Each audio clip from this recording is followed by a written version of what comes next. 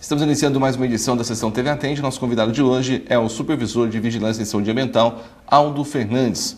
Aldo, seja bem-vindo à Sessão TV Atende. Eu que agradeço por estar aqui mais uma vez. Aldo, muito vem se falando nos noticiários em relação à febre amarela.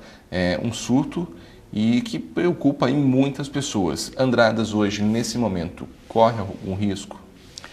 Bom, a febre amarela, né, como ela tem sido tema, né, de muita discussão no estado, ela é uma doença grave, né, por bastante tempo não se via falar em surto de febre amarela.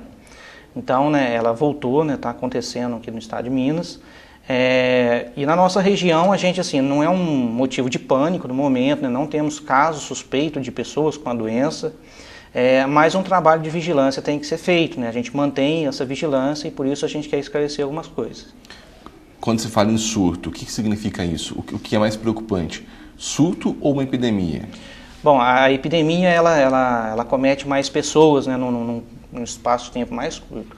Mas isso aí varia muito de doença para doença, né? Mesmo um surto, ele é bem preocupante, principalmente na febre amarela, onde o grau de letalidade dela é muito alto. Então a gente está vigilante, né, para que isso não aconteça no nosso município.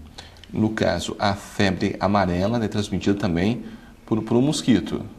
Sim, a febre amarela, né, também é uma doença viral, ela é transmitida por um artrópode, é uma doença vetorial. Então, a mesma coisa da dengue, a chikungunya, o zika vírus, né, é uma doença viral transmitida por vetor.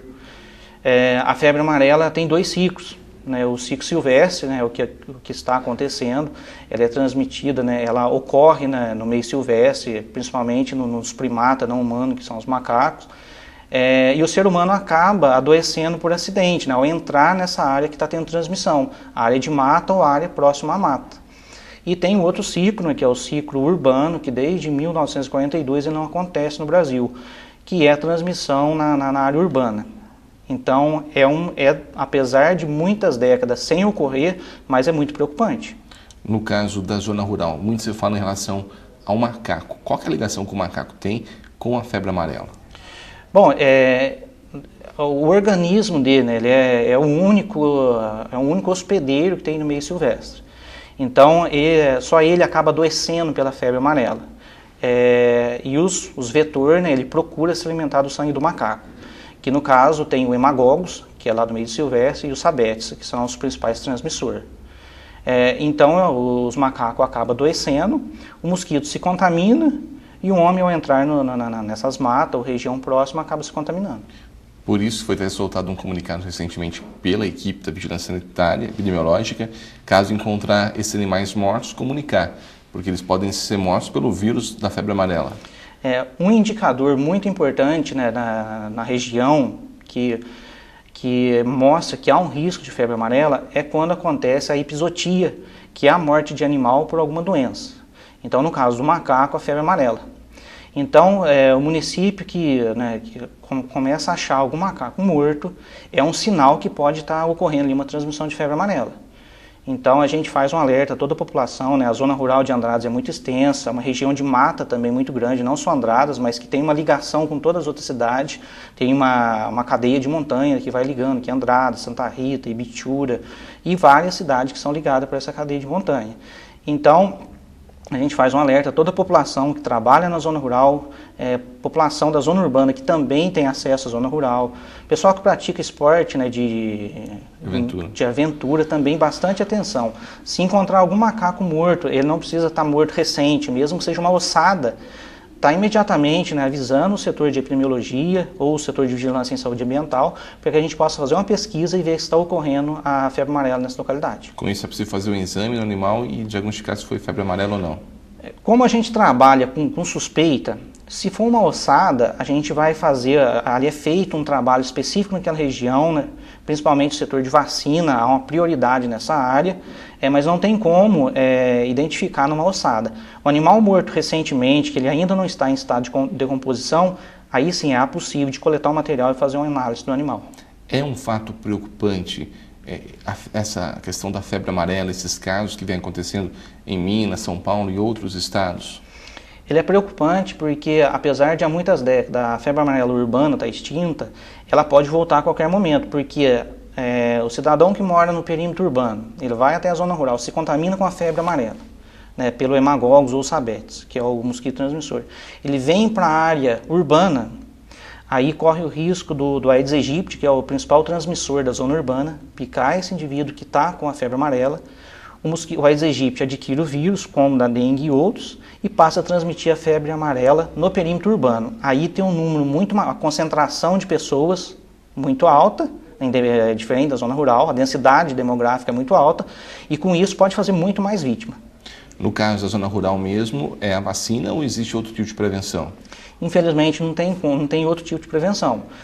No perímetro urbano ainda há o combate ao Aedes aegypti, apesar de muitos focos ainda serem encontrados, por isso a gente reforça a população a estar combatendo os focos do Aedes aegypti, mas na zona rural não, então é a vacina, tá acertando, né, a carteirinha de vacinação, colocando em dia a vacina, que é a principal arma contra a febre amarela. E também, né, as pessoas que vão até a área silvestre, tá se protegendo, principalmente passando um repelente, né, protegendo ao máximo para não ser picado por esses mosquitos. É uma doença que mata mesmo, né? Ela mata, né? A gente tem uns dados numa época, né, que foi do ano de 2009,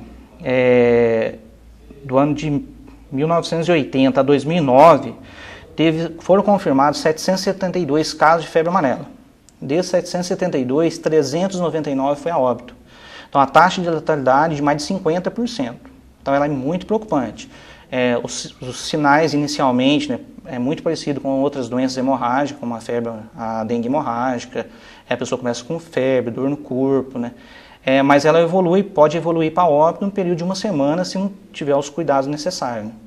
No caso, com esse trabalho de bloqueio, de vacinação, que está acontecendo nessas áreas onde está acontecendo o surto, isso deve prevenir um pouco essa doença ou pode aumentar os casos no decorrer?